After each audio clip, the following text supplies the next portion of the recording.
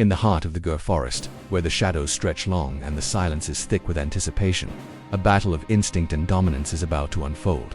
Here, under the golden canopy of a dying sun, two predators, each forged by time, each ruled by vastly different instincts, stand on the edge of conflict. The Asiatic lion, a relic of a forgotten era, moves with regal weight. His mane, not as full as his African cousins, still commands respect. He is a symbol of raw strength, his every step sending tremors through the dry leaves. Fewer than 1,000 remain on Earth, confined to this small, scorching patch of western India. Once kings of vast territories, now confined survivors. But make no mistake, this lion, with eyes hardened by battles fought in silence, still reigns supreme here. His roar may be rare, but his message is clear. This is my kingdom. Deep in the underbrush, cloaked in midnight, another creature watches. The Black Panther, a melanistic leopard, moves without sound. His obsidian coat melts into the jungle's shadows, invisible even under the light of the moon. Where the lion commands attention, the panther thrives in silence. He does not rule with brute force, but with precision, calculation, and an almost ghost-like grace. His territory overlaps with the lion's, though he rarely makes his presence known. He doesn't need to. He is the phantom that stalks in the periphery. But tonight, their paths are destined to collide. It begins with a carcass. The scent of a half-eaten nilgai hangs in the air, ripe, rich, and irresistible.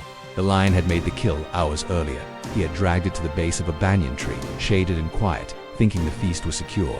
But the Gur is not without its opportunists. The Black Panther arrives under cover of night, drawn by hunger and instinct. He knows the risk, yet his confidence is unshaken.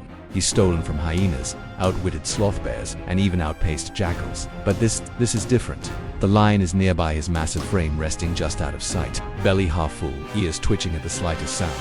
The soft crunch of leaves under careful paws alerts him. He doesn't move, not yet. He waits, calculating, letting the wind bring confirmation. And then the scent, faint but unmistakable. Panther. With a low growl rumbling in his chest, the lion rises. The ground seems to tremble under his weight. His golden eyes pierce the darkness. He knows who this is. They've crossed paths before. Shadows at the edge of each other's world, but never this close. Never this bold. The panther freezes, eyes glowing like twin embers in the night. He's not afraid, but he's aware. He has seconds to decide, retreat or risk everything for a stolen meal. But the forest has no mercy for the cautious. He lunges with a blur of black muscle. The panther launches toward the carcass, claws sinking into flesh already marked by the lion's kill. A snarl erupts behind him. The lion, furious at this audacity, explodes into motion. Dust and dirt fly. The earth shakes under paws built to crush bone. The panther dodges the initial charge. He's faster, more agile, weaving through tree roots and underbrush like water through stone.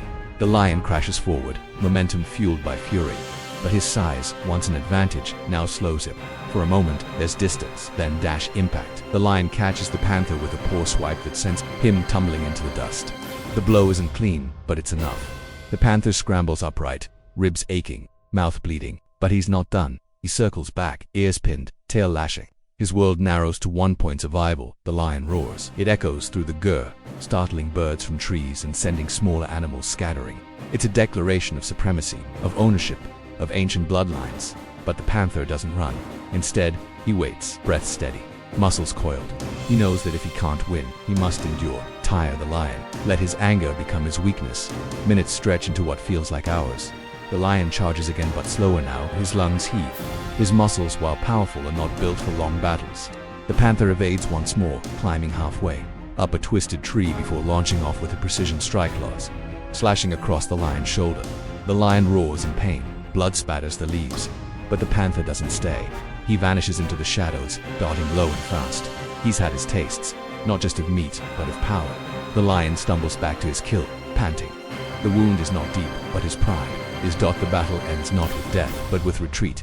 Each retreats into his world, the lion back into his open terrain, licking wounds and simmering with resentment. The panther into the dark crevices of the forest, unseen, unheard, yet ever present. Their fight is not over.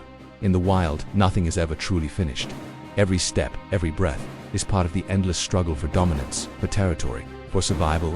And as night claims the Gur once more, the forest holds its breath, because in this ancient land, where shadows battle sunlight, the line between hunter and hunted blurs and legends are written in claw marks and blood.